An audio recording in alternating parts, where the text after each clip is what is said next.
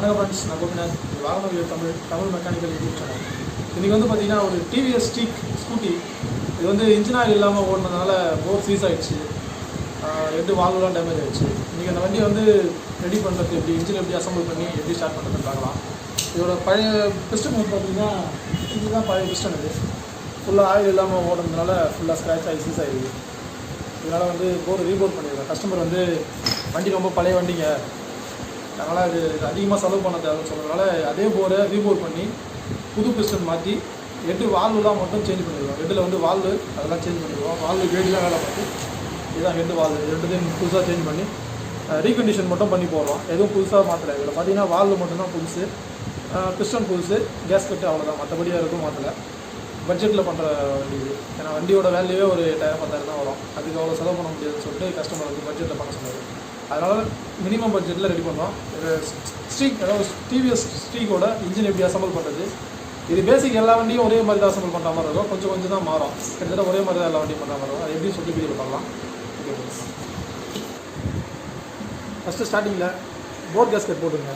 போர் கேஸ்கெட்டில் வந்து பார்த்திங்கன்னா எந்த பைக் மாட்டுற மாதிரி இருந்தாலும் இதை எந்த பேஸ்ட்டு தடக்கூடாது. அதாவது சில பேர் வந்து ஆயில் லீக் ஆகும் சொல்லிட்டு பேஸ்ட்டு தடவாங்க. அது மாதிரிலாம் பேஸ்ட் வேணால், அதாவது இன்ஜின் ஆயில் வந்து சர்க்குலேஷன் ஆகாது மேலே. அப்போ என்ன வேணால் இன்ஜின் சீஸ் ஆகிடும். அதனால் எந்த வண்டி மாட்டாலும் சரி, ஹீரோ ஹோண்டா, பஜாஜ், யமகா, எந்த வண்டியாக இருந்தாலும் போர் கேஸ்கெட்டில் நம்ம வந்து பேஸ்ட்டு தர வேண்டிய அவசியமே இல்லை. அப்படியே மாட்டலாம். ஹெட் கேஸ்கெட்டில் மட்டும் பேஸ்ட் தரனா போதும். நிறைய பேர் பண்ணுற தப்பு தான். எல்லாத்தையும் இன்ஜின்லாம் பக்காவாக ரெடி பண்ணுவாங்க. ஆனால் போர் கேஸ்கெட்டில் பேஸ்ட் போட்டு மாட்டுறதால இன்ஜினில் ஆயில் சர்க்குலேஷன் ஆகாது. இன்ஜின் வந்து மறுபடியும் சீஸ் ஆகிடும். அந்த தப்பு மட்டும் பண்ணாதீங்க. நெக்ஸ்ட்டு பிஸ்டன் மாட்டோம். பிஸ்டன் எப்படின்னு பார்த்தீங்கன்னா இந்த ஏரோ மார்க் போட்டுருப்பாங்க. ஏரோ மார்க் வந்து எக்ஸாஸ்ட் பக்கம் வச்சு மாட்டணும். சில பிஸ்டனில் வந்து இன்லெட்னு போட்டுருப்பாங்க. இன்லெட்னா கார்பரேட் பக்கம் வச்சு மாட்டணும். அதை மாற்றி மாட்டாதீங்க. பிஸ்டனை ஃபிக்ஸ் பண்ணலாம்.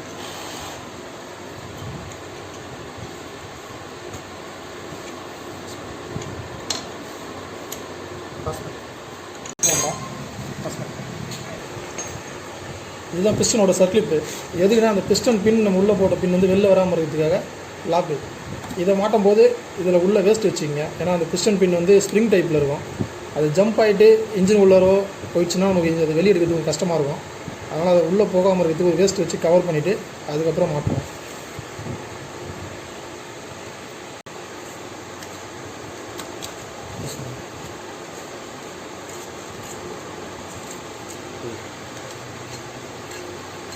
பிஸ்டன் பின்னை லாக் பண்ணி வச்சு இந்த வேஸ்ட்டை எடுத்துருங்க. பிஸ்டனில் லைட்டாக லூப்ரிகேஷன் பண்ணிடலாம்.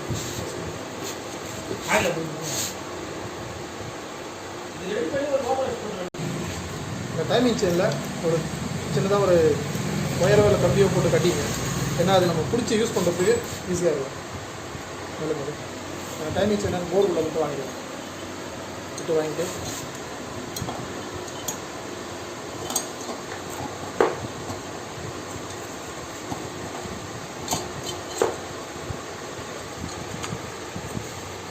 போர் அழகாக பிஸ்டனில் உட்காருங்க.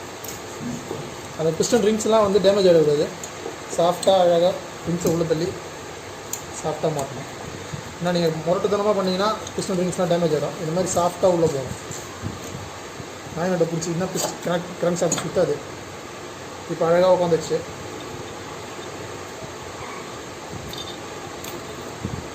இப்போ பார்த்தீங்கன்னா உங்களுக்கு பிஸ்டனோட மூவ்மெண்ட் அழகாக ஃப்ரீயாக இருக்கும். போரை மாற்றி வச்சு அடுத்து டைமிங் செயின் பேடு மாற்றணும்.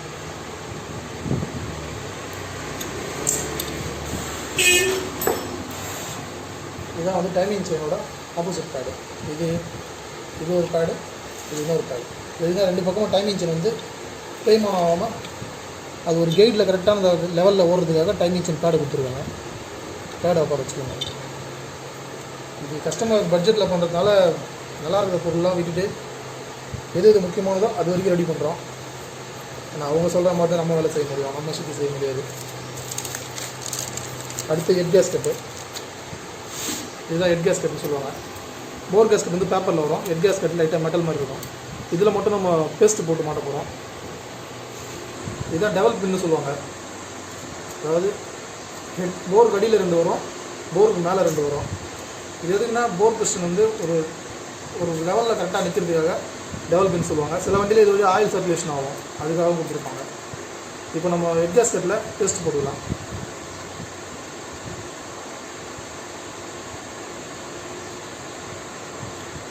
இது ரெட் பேஸ்ட்டு நல்லாயிருக்கும் கேஸ்கெட்டில் இருக்குது. கேஸ்கெட்டோட 2 பக்கமும் தடவிடுங்க.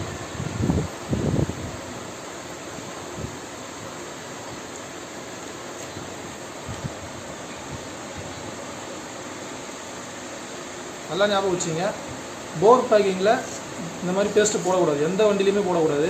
அது ஆயில் லீக் ஆகிறதுக்கு வாய்ப்பு இல்லை. நிறைய பேர் ஆயில் லீக் ஆகுன்ற பயத்தில் போர் கேஸ்கெட்லேயும் பேக்கிங் இந்த மாதிரி பேஸ்ட்டு போட்டதால் பேஸ்ட் வந்து கட்டி போயிட்டு ஆயில் சர்க்குலேஷன் அடைச்சிடும், போர் சீஸ் ஆகிடும். அந்த மாதிரி தப்பு மட்டும் பண்ணாது. ஹெட் கேஸ்கெட்டில் மட்டும் பேஸ்ட் போட்டால் போதும், போர் கேஸ்கெட்டில் பேஸ்ட்டு போட வேண்டிய அவசியம் இல்லை.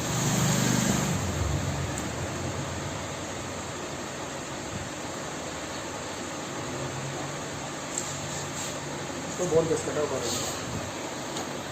அதே மாதிரி அந்த கம்பிக்குள்ளே விட்டு வாங்கி அழகாக உட்கார வச்சுக்கணும். டெவலப் பண்ணலாம், அழகாக செட் ஆகிடும். அவ்வளோதான். நெக்ஸ்ட்டு இப்போ ஹெட்டு மாட்டும். இதுதான் அந்த பைக்கோட ஹெட்டு. இது ரேக்கராம், 2 ரேக்கராம். அதாவது இது இன்லெட் ரேக்கராம், இது எக்ஸாஸ்ட் ரேக்கராம். இது கேம் ஷாஃப்ட்டு, இது இன்லெட் எக்ஸாஸ்ட் வால்வு. இந்த வால்வு தான் நம்ம புதுசாக போட்டுருந்தோம், பட்டையில் ஒரு பிசிலி பண்ண முடியும். இது ஹெட்டு அதே மாதிரி இந்த கம்பிக்குள்ளே விட்டு வாங்கி டைமிங் செயின் கீழே இதுக்குள்ளே விட்டு வாங்கி மாட்டான்.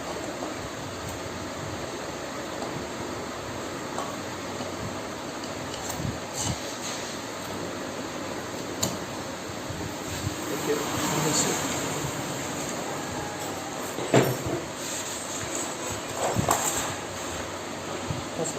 போல்ட் நட் போட்டு லாக் பண்ணிடலாம். 4 வாஷர் வரும், ஸ்டட்டு போல்ட்டு.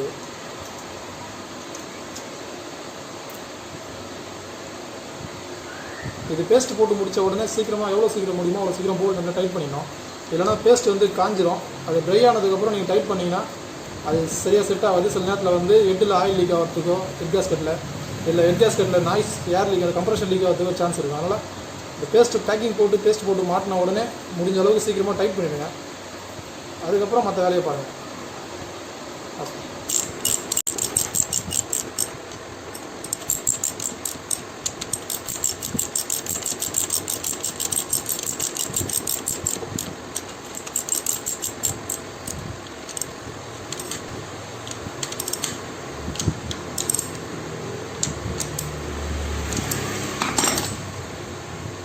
இதை டைட்லாம் லிமிட்டாக வைங்க. போல்டு ரிட்டர்ன் ஆகுதுன்னு பார்த்துங்க. ரிட்டர்ன் ஆச்சுன்னா ஓகே விட்டுருங்க. இல்லைனா ஸ்டட்டு கட் ஆகிடும், இல்லைனா இன்ஜின் கேஸில் மரம் போயிடும். ஓவர் டைட் வைக்கக்கூடாது, ஏன்னா அது 10mm போல்டு தான். அது டைட் லிமிட்டாக வைங்க. லாக் ஆகிடுச்சுன்னா ஓகே விட்டுருங்க. அவ்வளோ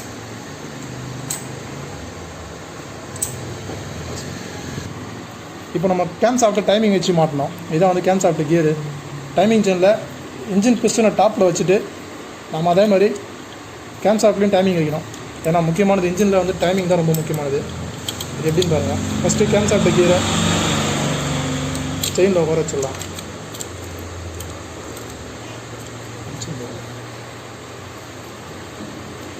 சர்க்கியூட் பேர் ஸ்ப்ரிங் வச்சு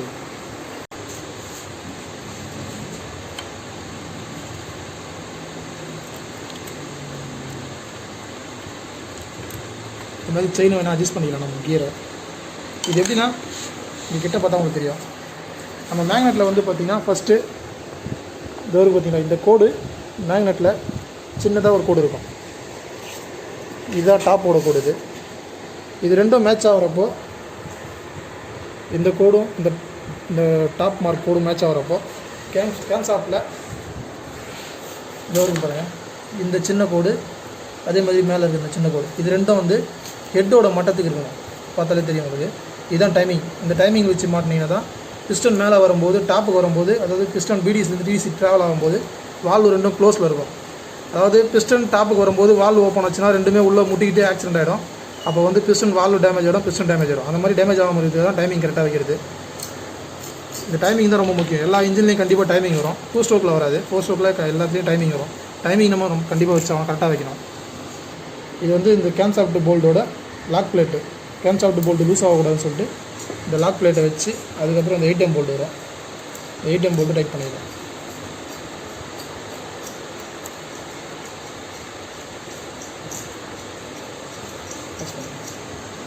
நம்ம அந்த போல்ட்டை போட்டாச்சு, அதை டைட் பண்ணிடலாம்.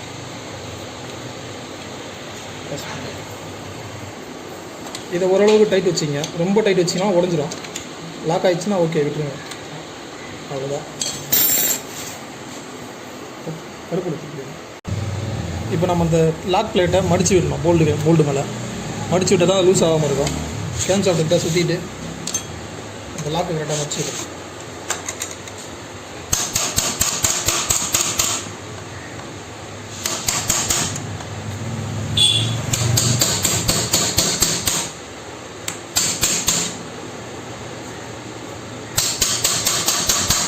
இது மாதிரி மடித்து விட்டோன்னா அந்த போல்ட் வந்து லூஸ் ஆகாது.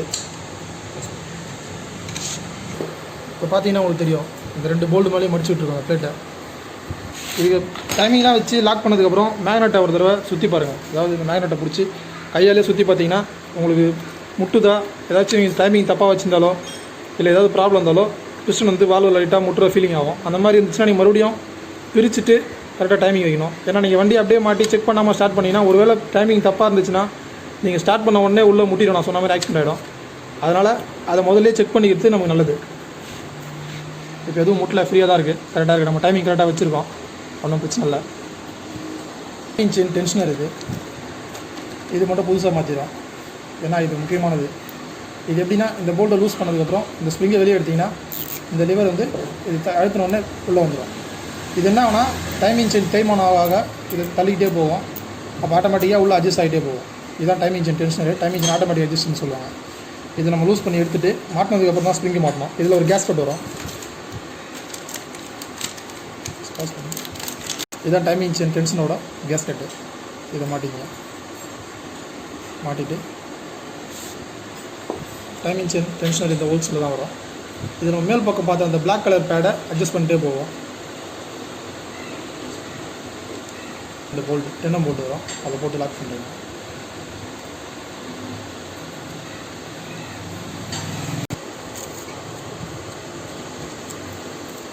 பத்து ரிங்ஸோ இல்லை 10 டீ பாக்ஸோ போட்டு டைட் பண்ணிங்க.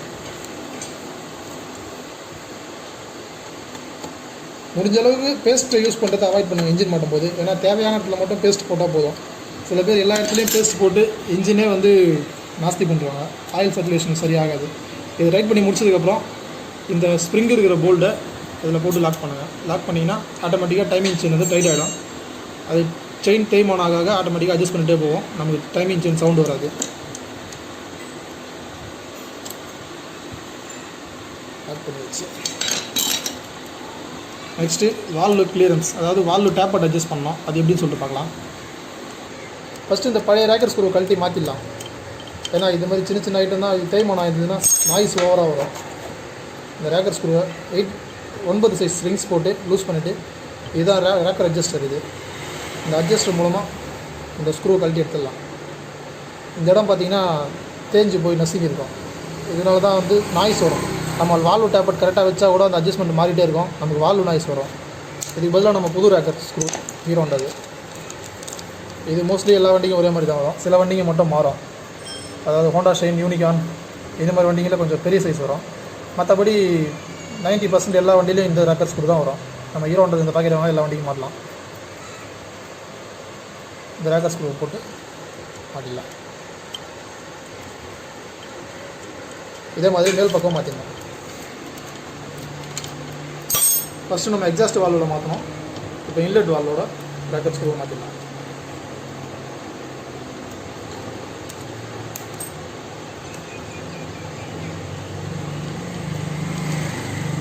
ரேக்கர் ஸ்க்ரூ மாற்றியாச்சு. இப்போ வால்வு டேப்பட் அட்ஜஸ்ட் பண்ணணும். வால்வு கிளியரன்ஸ், அதாவது நம்ம சில பேர் இது கையில் அந்த ஃபீலிங் சேர்க்க வச்சு அனுபவத்தை வச்சு அட்ஜஸ்ட் பண்ணுவாங்க. அது மாதிரியும் பண்ணலாம். அப்படி இல்லைனா அது மாதிரி ஃபீலர் கேஜ் வாங்கிக்கலாம். இதில் வந்து பார்த்திங்கன்னா நம்ம அக்யூரேட்டாக கரெக்டாக அட்ஜஸ்ட் பண்ண முடியும். இதில் என்ன அளவுன்னு பார்த்தீங்கன்னா ஃபஸ்ட்டு வந்து இன்லெட்டுக்கு வந்து 0.05 இன்லெட்டுக்கு வைக்கணும். எக்ஸாஸ்ட்டுக்கு 0.08 வைக்கணும். இந்த 2 அளவு தான். மோஸ்ட்லி பார்த்திங்கன்னா எல்லா வண்டிக்கும் கிட்டத்தட்ட ஒரே மாதிரி தான் வரும். இந்த அளவு வச்சிங்கனாலே எல்லாத்துக்கும் வைக்கலாம், பிரச்சனை இல்லை. அதாவது 0.05 இன்லெட்டு, 0.08 எக்ஸாஸ்ட்டு. இது எப்படின்னு பார்த்தீங்கன்னா இந்த வால்வுக்கும் ராக்கர் ஸ்க்ரூவுக்கும் இருக்கிற கேப்பில் அந்த ஃபீலர் கேஜை வச்சுட்டு அட்ஜஸ்ட் பண்ணுங்கள். வால்வு ஸ்க்ரூ டைட் பண்ணிங்கன்னா அந்த ஃபீலர் கேஜில் முட்டுற அளவுக்கு டைட் பண்ணிட்டே வாங்க. அந்த தகுடு எந்த அளவுக்கு கனம் இருக்கோ அந்த அளவுக்கு கனம் தான் நம்ம அட்ஜஸ்ட் பண்ண போகிறோம். ஏன்னா இதில் அட்ஜஸ்ட்மெண்ட் மாறாது. இது மாதிரி ஓரளவுக்கு டைட்டாக இந்த அளவுக்கு வந்தால் போதும். அப்படியே வச்சுட்டு லாக் பண்ணுறேங்க.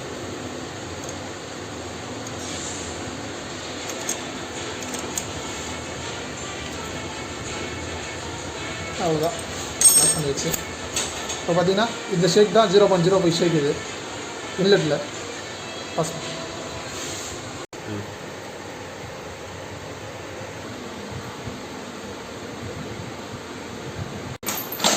நம்ம இன்ஜின் மாட்டி முடிச்சாச்சு ஃப்ரெண்ட்ஸ். இப்போ வந்து பார்த்தீங்கன்னா ஆயில் சர்க்குலேஷன் ஆகுதான்னு சொல்லிட்டு நம்ம செக் பண்ணோம். ஏன்னா அது வண்டியை மேலே ஏற்றிட்டு செக் பண்ணுறதுக்கு கஷ்டமாக இருக்கும். இப்போ பார்த்தீங்கன்னா ஆயில் இந்த ஹோல்ஸ் வழியாக வரது நல்லா தெரியும். அவர் கிக் பண்ண அந்த ஹோல்ஸ் வழியாக ஆயில் வந்து பம்ப் ஆகி மேலே வருது. இது மாதிரி ஆயில், அதாவது நம்ம ஊற்றின ஆயில் வந்து பம்ப் பண்ணி மேலே வந்தால் தான் இன்ஜின் வந்து கரெக்டாக இருக்குது, மாட்டினதெல்லாம் சரியாக இருக்குது, ஆயில் பம்ப் ஒழுங்காக வேலை செய்யுதுன்னு அர்த்தம். இது மாதிரி வரலன்னா இன்ஜின் சீஸ் ஆகிடும். இது எப்போவுமே ஸ்கூட்டி, எந்த ஸ்கூட்டி இருந்தாலும் அது மாட்டுறதுக்கு முன்னாடி இன்ஜினை வண்டியில் ஏற்றுறதுக்கு முன்னாடி ஆயில் சர்க்குலேஷன் வருதான்னு சொல்லிட்டு செக் பண்ணிவிட்டு ஏற்றணும். அதுதான் பெஸ்ட்டு. இல்லைனா நிறைய ப்ராப்ளம் வரும். ஓகே ஃப்ரெண்ட்ஸ், இப்போ இன்ஜின் ஃபுல்லாக மாட்டி முடிச்சாச்சு. மேலே கவர், சைலன்சர்லாம் மாட்டிட்டு வண்டியில் ஏற்றலாம். அது எப்படின்னு பார்ப்போம்.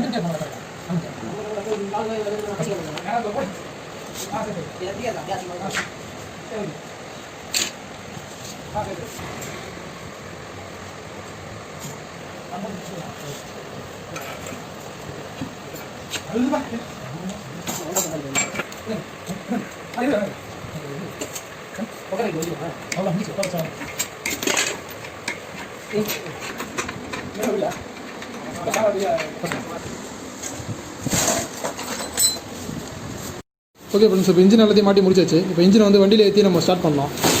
அது எக்ஸ்பிளைன் பண்ண முடியாது, ஏன்னா கொஞ்சம் வேலை இருக்கிறதால நான் அப்படியே வீடியோவை காட்டுறேன், கொஞ்சம் அட்ஜஸ்ட் பண்ணிக்கங்க. இன்ஜின் எப்படி ஏற்றுன்னு பார்க்கலாம்.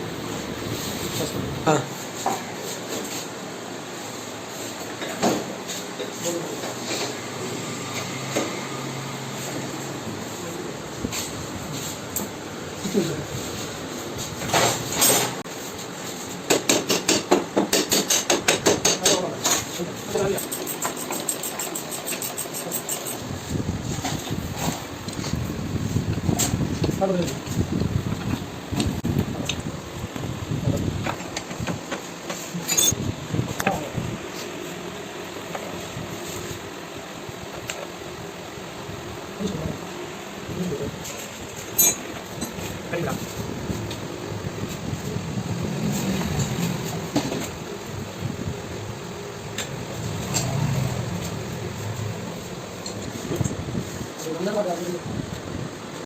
ஓகே ஃப்ரெண்ட்ஸ், இப்போ எல்லாம் இன்ஜின்லாம் மாட்டி முடிச்சாச்சு. ஸ்டார்ட் பண்ணி செக் பண்ணி பார்க்கலாம்.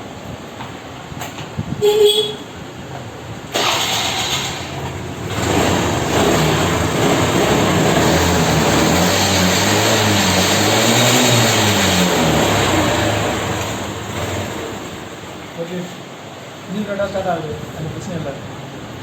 வீடியோ நிறைய விளக்கமாக சொல்ல முடியல, வீடியோ ரொம்ப லென்த்தாக போயிடுச்சு. அதனால் நெக்ஸ்ட் வீடியோவில் கண்டிப்பாக தெளிவாக சொல்கிறேன். இந்த வீடியோ பிடிச்சிருந்தா லைக் பண்ணுங்கள், நம்ம சேனலை சப்ஸ்கிரைப் பண்ணுங்கள். இன்னும் நிறைய வீடியோ நான் போட்டு ரெடியாக இருக்கேன்.